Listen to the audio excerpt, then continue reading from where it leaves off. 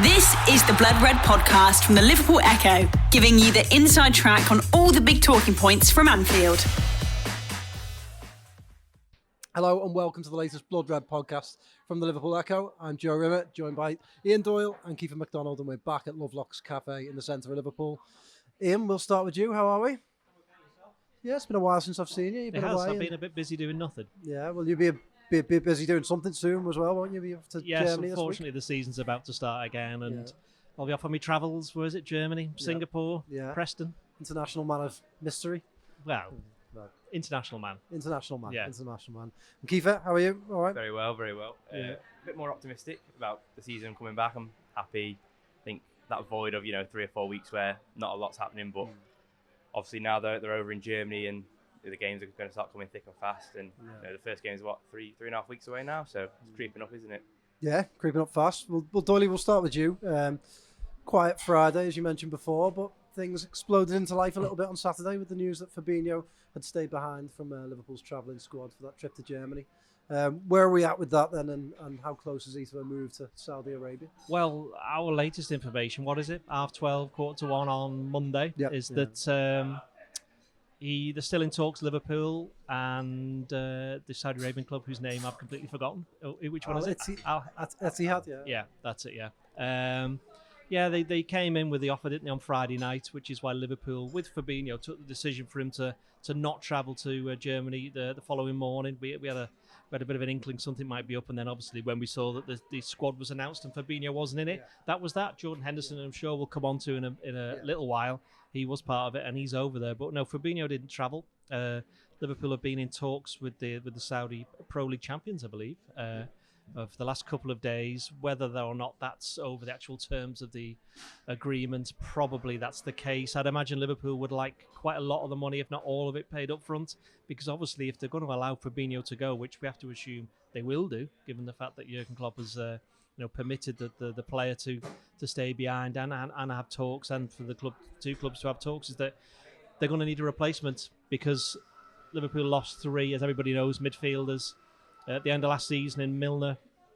Oxlade-Chamberlain, and Naby Keita, the injured Naby Keita. Again, he's obviously picked up another injury already before he's even played for Werder Bremen. Poor in the warm-up. In the warm-up. Yeah, in the warm-up as well. Yeah, Keita style. It is, isn't it? Yeah. So they got in McAllister, and this is my first attempt to pronounce him. Soboslai, is it? Perfect. Yeah, I think you've done very well. I've been doing me Hungarian homework. friends will be very happy with that. Yeah. But they are not defensive midfielders. James Milner was one, and I know he didn't play very much there last season, but he was an option. Stefan Bajetic, he's another one. Did I pronounce that correctly? 7 out of 10. 7 out of 10? Yeah. Go on, give us a 10 out of 10 then. Bajetic. There we go. We're close enough. No, it wasn't quite. We can edit it in. Wasn't quite. But obviously he's played, 17 times for the first team, I think it is, and he's currently not fully fit anyway. And you've got this Jordan Henderson, you've got the debate over his future, whether or not he could be going and linking up with Steven Gerrard in Saudi Arabia. So to lose Fabinho, who I know quite well last season, certainly for the first 2/3 of the season, was nowhere near his best. There was that point of the season, wasn't there, in late January, early February, where he was behind several other players in the pecking order. But the last 12, 13, 14 games, could be more than that. He started all of them. He was part of that, change in the system that allowed Trent to play in his inverted right back role. And Fabinho has played his best football of the season over those last, closing weeks. But it's fair to say he's past his peak. Not, he's not finished by any stretch. And Liverpool will quite clearly, ideally, have him there for this season. But £40 million, if that's the deal, it's a lot of money for a player. He's 29. As I say, definitely past his best. So I think Liverpool now, it's a case of Liverpool, can they back themselves in the transfer market? They're obviously looking for a long-term replacement for Fabinho. That's why you had the likes of, Romeo Lavia at Southampton, players like that who have been linked. But they need someone, if they're going to sell Fabinho, who's going to come in straight away. And preferably he's got Premier League experience. And I know we'll get onto this in a bit later on. There's not that many players who are now available to do that at a price that Liverpool would want. Declan Rice, what was 105, possibly 110 million he's gone to Arsenal, which is a lot of money for a player who is good, but not sure he's worth that much. But Liverpool wouldn't, if they can't afford Bellingham, they're not going to be going for Declan Rice at that amount. Moses Caicedo looks like he's going to Chelsea, and if you look at all the other leading contenders, I think, are we saying Tonali at Newcastle is I don't think he's a holding midfielder. I think the other one I'd say is Rodri, and he's obviously at Man City. All the others have already got one in. The main rivals for Liverpool, Casemiro at United last year. It's funny, isn't it? Because Liverpool now would like someone like Casemiro. That he's ready-made. He can come in, and I know Casemiro didn't have Premier League experience, but he's such a good footballer. He was always going to be able to fit in. How much did he cost? Was it 80 million? 70, 80 million? 60, 50 kind of thing. Well, it was a lot of money. A lot of money for his age. It was a lot of money for his age. age. When he came in? And Liverpool, just the way they it left is it so late in the window, yeah. didn't they? United, obviously, it was a game against Liverpool that he was kind of paraded around Old Trafford, wasn't he? So they just lost at Brentford, and you just hope that Liverpool don't get to a situation where they're looking at that kind of time of the window again, where clubs are able to kind of dictate their price. Especially when you consider that Klopp wanted his midfielders in early, he got them in to train with him in Germany, and then obviously Singapore and the rest of pre-season. But now there's a chance that he might not have that, and I think, how can you form a new midfield if you've got your anchor, which is the main. It's obviously not the most glamorous job, but it's the main job in terms of what he has to do in his position, and he's got to be more disciplined than anybody else. He's not going to be there, and if Henderson might not be there either, so suddenly everything's on the young lad, and that's not going to be happening. I mean, I said it a few weeks ago. I think 2 weeks ago on the pod.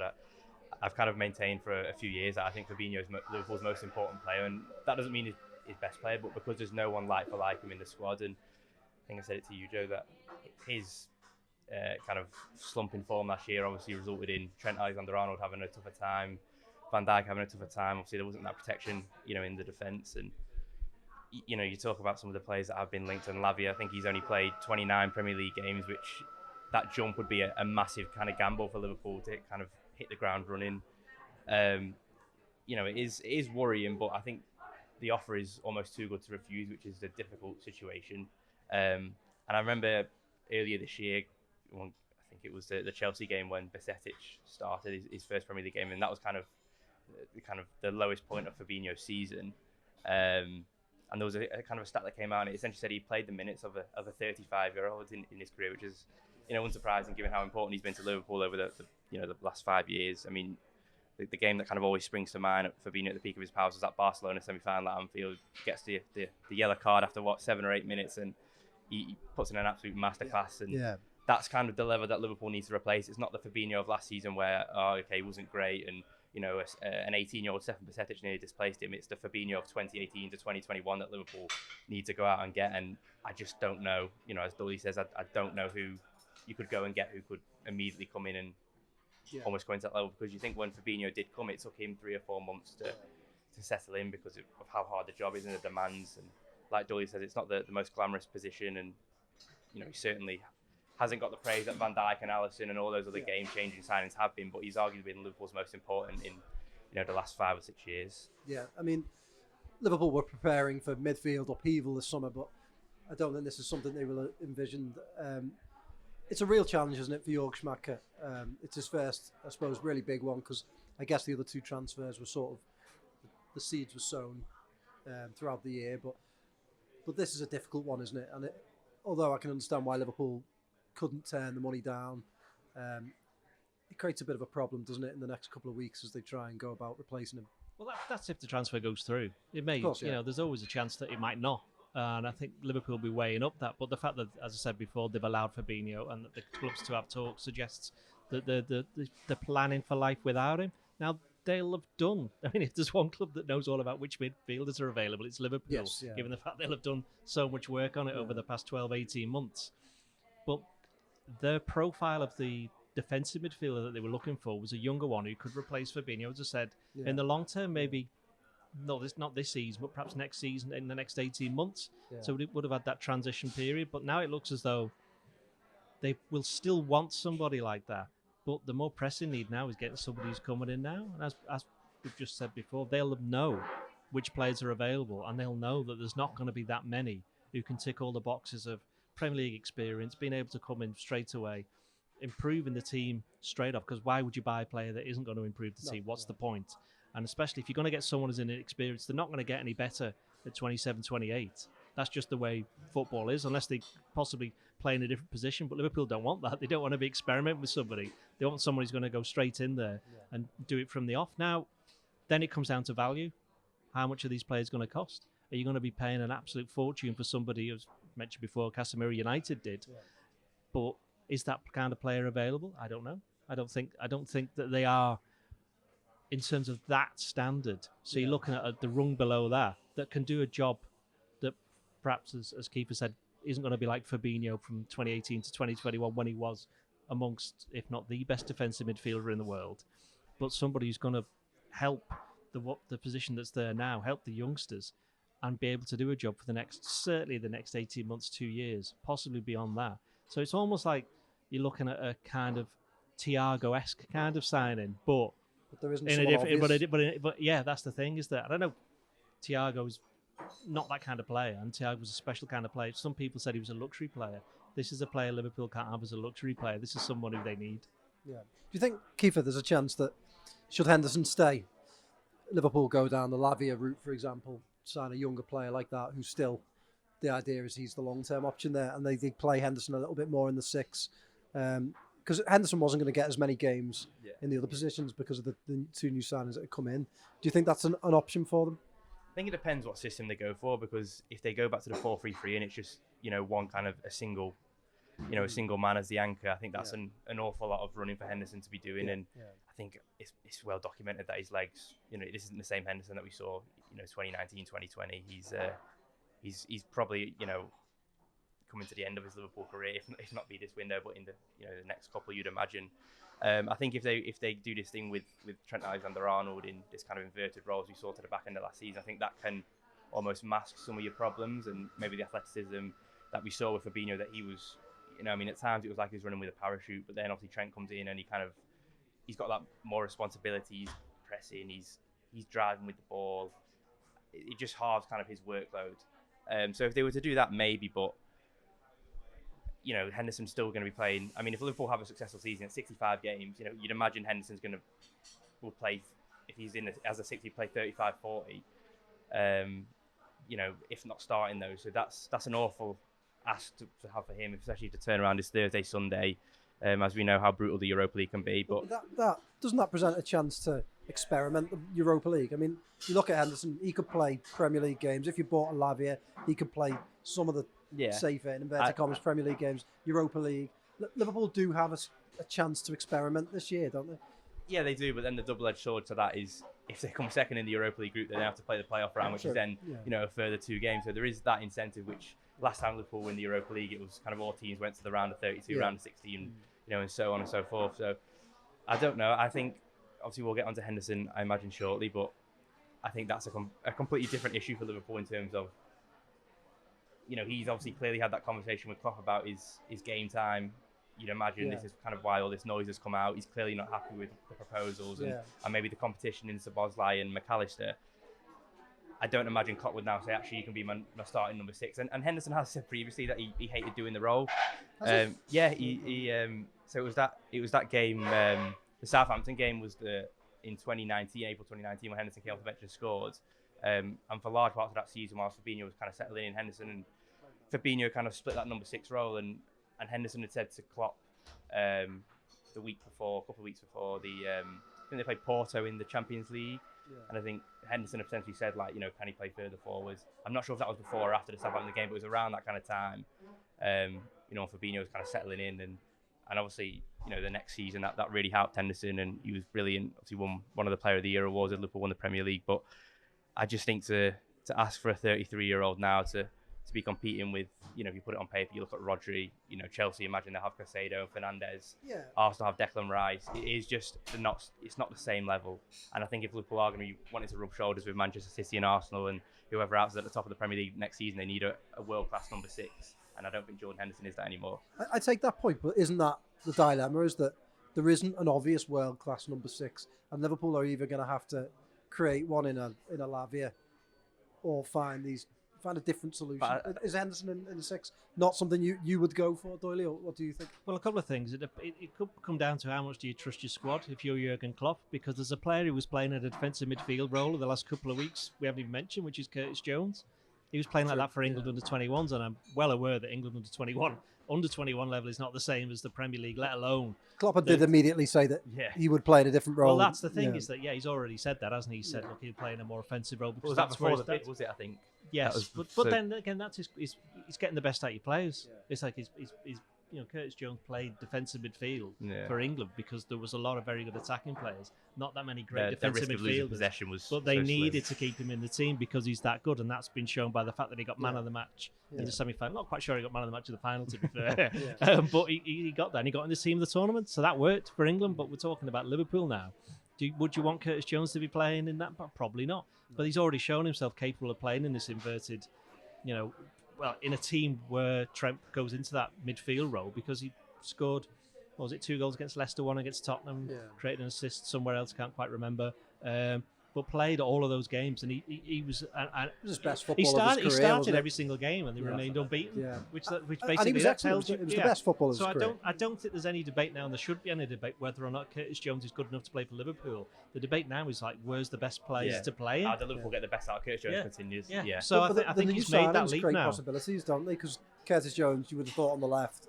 I think we all assume that McAllister will play the left, where Curtis Jones has been playing, but perhaps there's opportunities for McAllister, Curtis Jones, all these players to play in different positions. But he's always done horses for courses in midfield, Jurgen Klopp. I don't think we can understate the loss of Milner to all of this. I think that's an added little complication because Milner would not play anywhere near many games, but he'd start some and he'd play in that position. That's another thing. So if you just said at the start of the season, you've got Milner, you've got Henderson, and you've got Bajcetic. I'm going to get this right. I know, I know. You said it. I wouldn't mind so much, but I spoke to Mark Bridge-Wilkins at the end of last season. I specifically asked him how to pronounce it, and I've forgotten already. So it's just one of those things, isn't it? When you get to my age, things fall out your brain, and you can't really replace them, as well as on top of your head. I think going back to Henderson, I agree. He's never been a world-class number 6, but he might not like playing that, but I'm pretty sure if you said to him now, he says, yes, you're going to be playing, but you're going to be playing. You go, yeah, okay. Yeah. He's not going to say no, is he? But that's the thing, isn't it? He wants out to go and play games. Well, here's an opportunity for you to play more games.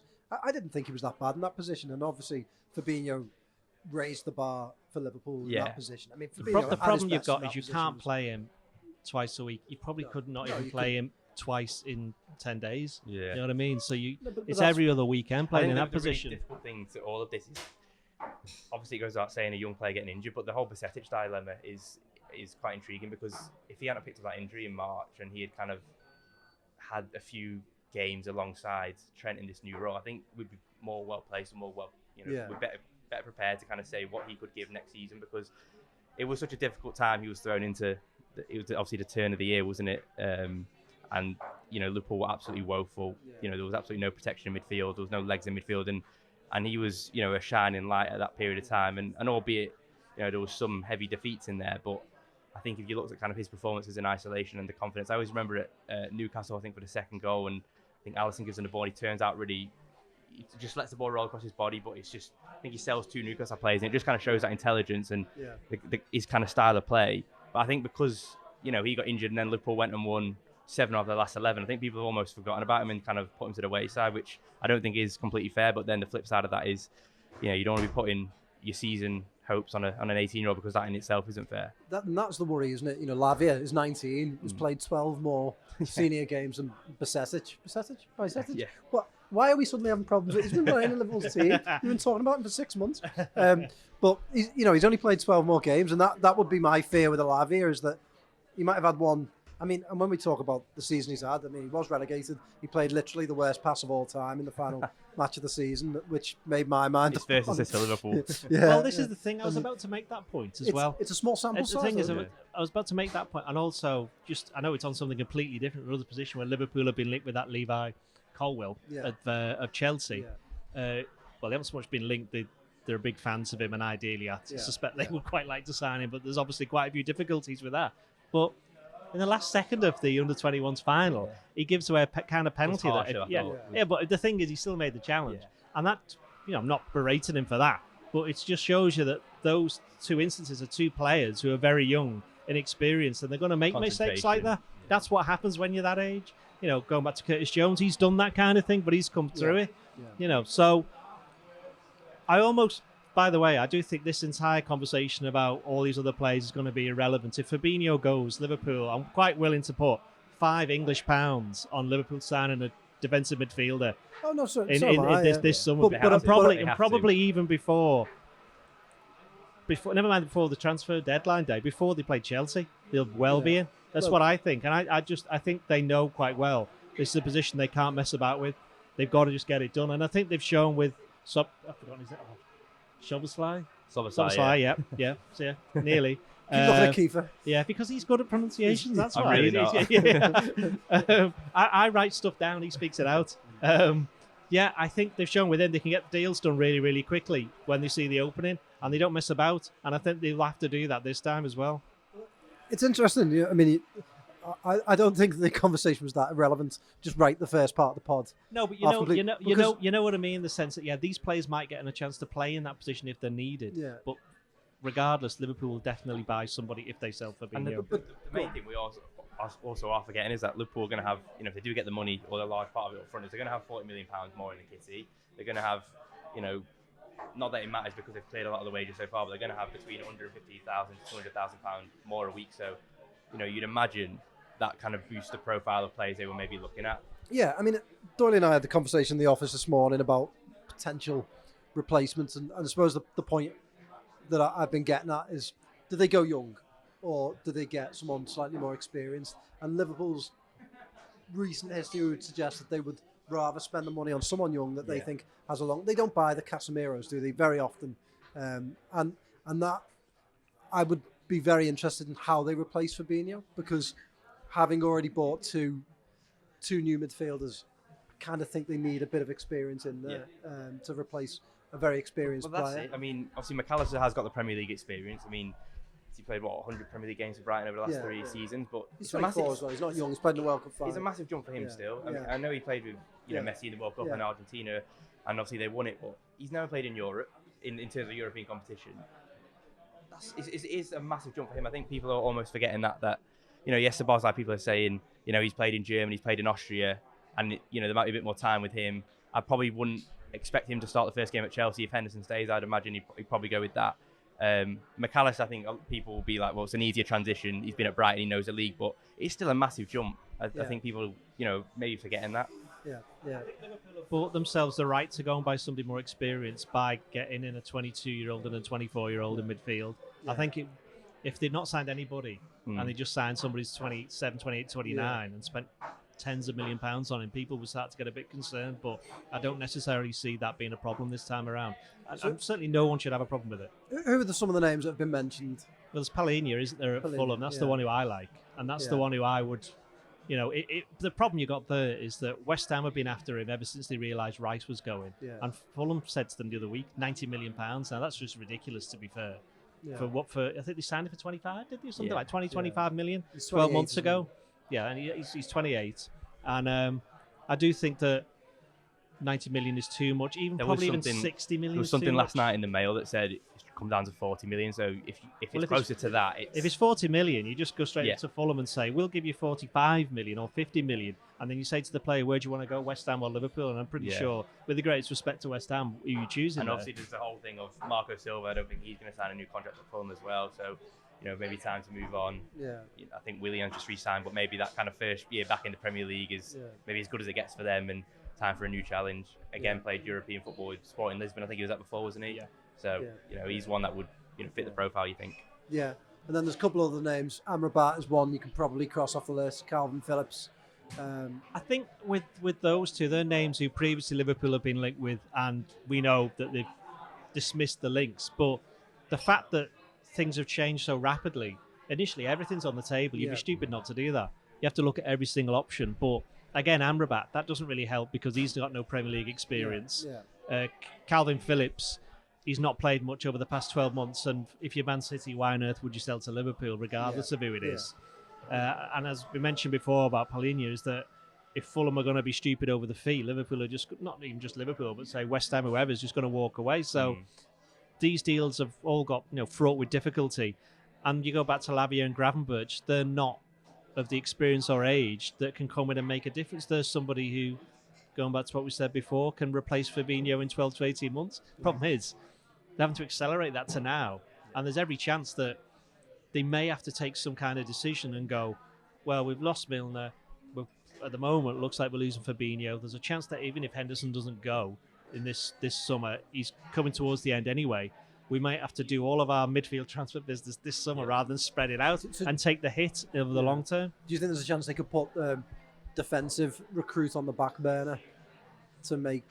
Well, the thing about that is that, again, it's they can get through the season without a defender, I think. But then again, you know what's going to happen, don't you? Poor Nat Phillips is going to get told, you can't leave, you've got to stay now. And they'll all get injured in the first month of the season, and Nat Phillips will play every game. That's what will happen. So much stupid will happen like that. But again, then it comes down to the owners and the recruitment team and how much planning do you want to bring forward your planning that you've got? Because not finishing in the top 4 last season has meant that they've had to rip off an awful lot, not least one about a player who's just gone to Real Madrid. Yeah. So they've had to think, not so much think on the feet a little bit, because they've had a long time to get used to the fact they weren't going to finish in the top 4. But they are going to have to replan. And of course, as you mentioned, they got a new sporting director who's having to get his feet under the table and get things done already. Yeah, I mean, you watch a bit of football, Keifer. Is there anyone other Paulinho, I guess, is someone that you fancy, but anyone else that's caught your eye? Can't say I've seen much of him, but Florentino Luis is someone that I think people online are kind of, big money though. Big money. I think he got a release clause about 105 million. Yeah, I think 120 million euros. Signed a new 5-year deal last October, so runs until 2027. Yeah, all those players have release clauses. Doesn't necessarily mean that's Benfica's model, isn't it? I mean, Liverpool know that with obviously what they did with Darwin Núñez. What was it? Did 2 years there. Obviously, Enzo Fernandez did 6 months there. Tamendi, Diaz, those kind of players. If you go further back, so I think the idea that they wouldn't want to sell is a non-starter. I think they would be obviously more than willing, but I suppose it just depends at what price. And if Liverpool are even interested, it doesn't. I don't think I've seen any real links. I think it's more I think it was said that Liverpool maybe scouted him a few times, but I think as Ian and Paul Gorse have previously said that Liverpool scouting all over the globe kind of thing, just because they've attended kind of a few games of a certain player doesn't mean that he's high up on their list. So, but I think he's one who's similar to Fabinho, looks a bit more athletic than Fabinho, moves a bit quicker, progresses with the ball well. So if you're looking at what Liverpool want, especially with this new system, if it's going to be that inverted system, I think he's someone who would tick all the boxes. But obviously there's a long way to go, and I think the interesting thing is that loads of different profiles are being linked. So if you look at Gravenberch, who was initially someone who was linked as maybe a right-sided number 8, and now potentially he could be a 6. I don't think that really adds up. Calvin Phillips is an interesting one. I think if he was at Leeds, it would make sense. But the fact that his stock at Manchester City is probably the lowest it's ever going to be, why would Manchester City sell on him? They're not only under any financial pressure. Surely as well, if you're Liverpool. To Liverpool. You're not buying a guy who's had so many injuries. Absolutely, yeah. And, again, why would City sell to Liverpool? So I don't think that one makes much sense. I mean, Amrabat, the interesting one with that is, his agent's done a lot of talking since the World Cup. PSG, Atletico Madrid, Man United have all been linked. He's not even a high fee that I think it's 30, 40, 50 million that people have been, that he's kind of been touted with, and no one's made a move for him, which I think is quite telling in himself. So, I think they're all very different profiles, but I don't think any of them in particular, Lavia is the obvious one, but I think immediately I don't think he's one that you would thrust straight into the number 6 position. If you got him and complemented with someone else, as you said, as maybe you had that Thiago profile of having won a lot, being at kind of not the end of his career, but maybe 5-6 years away from that. I think that would make sense with Lavia, but I think there's plenty of a way to go before Liverpool kind of are linked with those names. It's fair to say, isn't it, the market's made life quite difficult for Liverpool. If you look at some of the moves in that position, 100 million for Declan Rice, 100 million for Enzo Fernandez. Last year we talked about Casemiro before, 60 million. I thought Liverpool did really well to pull off Szoboszlai and McAllister for fairly decent fees, really. But this one feels like is it not just a case of them having to pay big money for someone like this, Louise? If they like him and biting the bullet, they've got 40 million. They're going to be armed with 40 more million than they had. Probably money that they didn't really expect to get in this summer. I mean, the players are always there. The players are always out there, and I think I know some fans were a bit concerned, like, oh, who are Liverpool going to sign if they don't get Fabinho? But the problem, as Keifer's just pointed or got leaning towards, is that you got to be able to afford them, and they've got to be able to come. See what I mean? So I think the interesting thing for me is that Liverpool are quite clearly going to try and now sign a player who 5 days ago they were not interested in signing, and that's going to be the strange thing for them. So it's not like, with McAllister, who they were quite clearly keen on for quite some time. Other players in the past who they've scouted and done this, that, and the other, and Núñez last year they wanted. They made a decision, but we definitely want to go for it. They went all out and got it done. I think this one is going to be more. I've read it loads of times in the past. It's going to be the ultimate opportunist transfer for Liverpool, isn't it? It's going to have to be, because it's not a squad player. It's this. Of course, this is if Fabinho goes, because they'll, as I said before, they'll have been planning for Lavia, whoever, Gravenberch, someone like that. Yeah. Now they have to decide: do we want to keep following that player and get somebody else in as well? And I think they're probably going to have to do that. So whoever comes in is going to be somebody who, as I say, it's going to be a surprise for them as it is much for Liverpool. Yeah. Well, I suppose the thing with Lavia as well is he's been the big name kind of link so far. But I think if you kind of said, if Liverpool kind of thought, right, we're going to leave him another year, let him see how he goes in the Championship, see if he kind of gets more international call-ups. Man City have the buyback next year, so you can't even. It feels like Man City might not activate that, but they've got first refusal or whatever kind of it is. So that kind of. Does that force Liverpool to kind of get him now, and then they have to get someone else as well? I had a feeling maybe Liverpool they were just playing a bit of a waiting game with Lavia and seeing if Southampton dropped this 50 million asking price, because he wants out, doesn't he? Isn't it? 50 million pounds. He doesn't want to play in the Championship, and I think something had to give. But of course, Doyle, I don't think Liverpool can play that game as much now, can they? Because they got the 40 million. Well, they can with him. They can with him, but then it depends how much money they want to spend on this other player. Again, it depends if they get another player, doesn't it? If they just get him, I don't really think they can wait. No, they'll definitely they can't go into the season with just a 19 or 20-year-old as a replacement for Fabinho. Do you not think they will?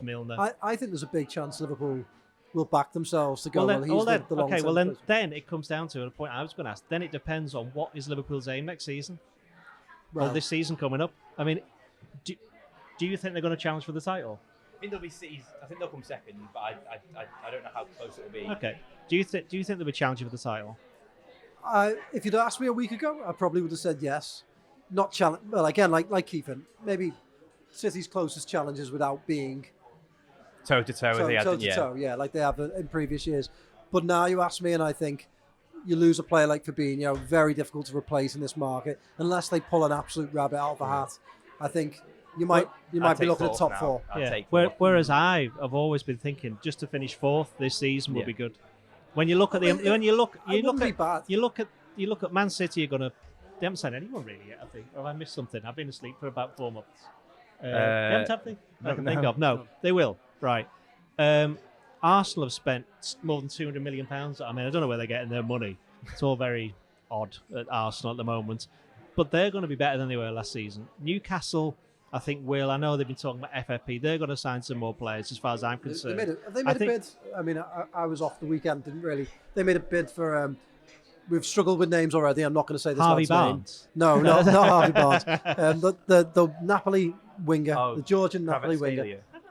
I didn't see that. No, they haven't made it. I think it's just speculation, was it? Okay. Quite heavily. Right. So there's them, and then you're obviously looking at United, who are going to strengthen. You're looking at Chelsea, who probably today will sign another player. Yeah. Tottenham are going to improve. So do you think Tottenham are going to improve? That's not hard, is it? To be fair, right? I think they go backwards because there's 7 teams into 4th places now. It used to be 5, and then suddenly Arsenal and Newcastle have thrown themselves in there. So finishing the top 4 is going to be the aim, because you can't be out of the Champions League for 2 years in a row. And I think that's what Liverpool will be trying to do, and a good run in one of the cups, probably quite deep into the Europa League, you'd think. So it depends on the type of player they're going to make, as you mentioned, they're going to make the call whether or not they just go with the youngster and just say, right, we know we're not going to win the league, and we're going to give ourselves a little bit of time to see how this all works. But I genuinely don't think they can afford to do that. It's interesting. Well, we'll move on a little bit from Fabinho now and just quickly talk about Henderson. Doyle, you've missed several pods, so I don't think we'll go into the whole wider conversation about Henderson. We had a big chat about that on Friday. I don't think we need to go down that avenue again, but I don't think he should go, and I don't think he will go. Go on. Yeah, well, I think we largely agree on that. Do you think there's less chance of him going now that Fabinho looks likely to leave? I don't think it makes any difference, to be fair. Do you not? No. Do you still think do you think Liverpool, if they got, say if they offered 20 million for Henderson now, do you think they would allow both players to leave? If they could they'd have to get two in that case. Well, but they'd have to get two in. Well, they'd have to have the two lined up. It's the only way they'd do it. Yeah. Would you allow both players to leave?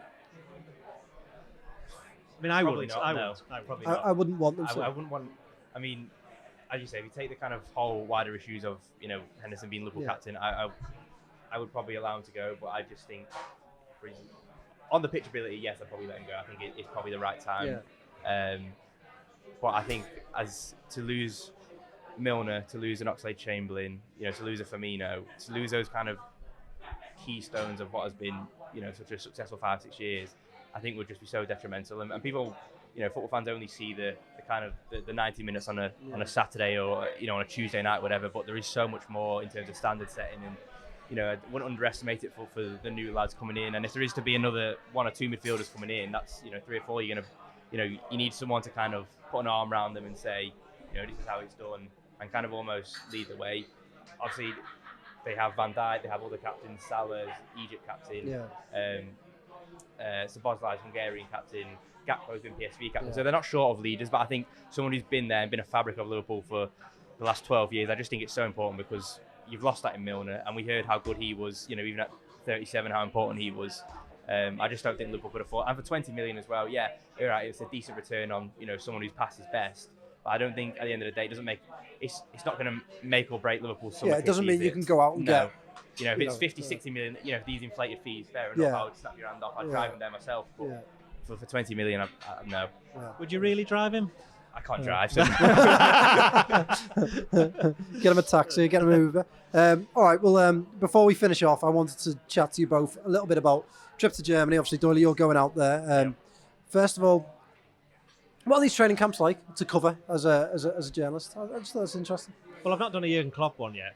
I did Roy Hodgson once. Roy Hodgson, literally just the once, obviously, as well. Yeah, I was there for when they were in Switzerland. When was that? 2010. Yeah. Me and Dom King. Yeah. Went over there and just interested because you just watching them. It's not that interesting in that sense. Yeah. But it's good for when you actually just want to be around the team and and talk to the players, just not necessarily on the record, just like catch up with them, see how they're doing, that kind of thing. And obviously with Roy Hodgson, he was trying to not so much impress, but he was trying to ingratiate himself with the local media, and it didn't end up very well for him, did it? Yeah. I was in Singapore and Thailand last year with Liverpool, but that's not so much a training camp as a promotional tour. You watch them doing the open training, but then you're alongside a lot of fans, watch them as well. They do a proper training session like it. They're not messing about because they have to make the most of every single one of these training sessions, certainly in the summer. But last year was a bit different in the sense of it being a bit rushed. Because everything had to be squashed together. But going back to the training camp, these training camps invariably in the middle of nowhere tend to be Liverpool. They're like Evian, haven't they, in recent years? That one with Roach, and they were in Switzerland, a place called Bad Ragaz. I've covered some Liverpool games in a place called Grenchen in Switzerland as well. That's back when Rafa Benitez was in charge, and it literally is in the middle of nowhere. There won't be many support. There will be some. Because they just find themselves everywhere, but there won't be many supporters. So it's just a chance, for the squad to get together, and they've taken 32 players out there. There'll be, there's not just a couple of new signings. There'll be new members of the backroom staff. There'll be new people behind the scenes, and it's a chance for them all get to know each other. Because with players being injured, players being away, this, that, and the other, when they actually get back to Kirby, it's very rare the opportunity that they get to maybe some of them will go when they go for the European trips or away games. They don't have a lot of time that they can spend together and get to know each other. So that's where they're important off the field as they are on the field. But in terms of the stuff on the pitch, as I said before, Klopp would have been looking at this as an opportunity to get the tactics embedded in the new players. To settle on a couple of formations they could try new players in certain situations, try new set piece routines, all that kind of thing. But now with no Fabinho and the possibility that a new player might end up coming in and playing in such a key role makes it a lot more difficult, which is why I must admit I always thought Fabinho or Henderson would start that first game against Chelsea, and it looks if Henderson stays, then he will be starting against Chelsea at Stamford Bridge. That's what will happen. Well, I was going to ask you both. You've both written a lot about the young players in the last week or so as part of the Next Gen series we've been doing online. There are a number of young players included in this squad, and quite often this time of year you see, I always remember Nat Phillips, was it 2018, that he sort of came from nowhere to impress quite a lot in the summer camp. That Spanish central midfielder that we've talked about a little bit. No, but it was an attempt at a joke that keeper obviously didn't work. But there are these young players that come through and they impress. So I want your tips for players that fans should be keeping a little bit of an eye on in this part of the season. I mean, the obvious one is Ben Doak, but I think people know enough about him now. He had a really good season after signing from Celtic last summer. Made his debut against Derby, signed a professional deal, came on in the Premier League against Villa, and then he played a few other times, some of the FA Cup games and the Premier League games, and was maybe held back a bit at the end of the season. I think he got an injury, got that nasty one in Lisbon, didn't he? The head injury. He got knocked out, he got knocked out, he got concussed, then he got another knock after that, which is so that kind of ended the season prematurely. But in terms of other names, one player I do like is Bobby Clark. I'm not sure this year we'll see much of him. I think maybe a loan spell would probably suit first. But he's a really tidy player. He reminds you of, stylistically, he reminds you of Bernardo Silva in terms of someone who can take the ball on the half turn. He's very nippy, quite explosive. Can also do a bit on the wing. After his signing from Newcastle in 2021, first season with the 18s, was on the left wing. And then with the 23s under Barry Lucas last year, he kind of came into a number 8 role, a bit more disciplined. And he was really, really good last year and kind of a key part of that Liverpool side that went to the quarterfinals of the Youth League. Another one, Joao Quansah, had a good spell at Bristol Rovers under Joey Barton in the second half of last season. I feel like he's always gone a bit under the radar, especially being Kometio's partner in the academy. And I think, was it 3 years ago, Kometio was in the pre-season training camp now. And he was one of the ones that impressed. Billy the Kid, I always remember that. And obviously I think he's Liverpool's youngest ever Champions League debutant, isn't he? I think. So that kind of just shows the kind of hype he was getting at 16, 17, and maybe he hasn't lived up to that yet. But I think Joao Quansah's always gone under the radar because of that. Captain Liverpool to the FA Youth Cup final in 2021, and then is this season as a lot of the kind of younger players like Tyler Morton, Leighton Clarkson, as they went on loan, he kind of took the armband for the 23s and done really well. Scored a few crucial goals. And impressed in League One. I don't think Bristol had a great second half of the season. I think they were kind of flirting with the playoffs in the midway stage, but then kind of finished. I think they won 3 of the last 16. But I think Joey Barton was quite public in his praise of Quansah and basically how high he thinks he can go in the game and how impressed he was with him. Which I think at that level where it's not necessarily about how good of a footballer you are, but maybe about churning out games. Can your body take it? But also, going into a senior dressing room and holding your own against, Football League opposition. I think that also tells you the other side of his game. He's a big lad as well.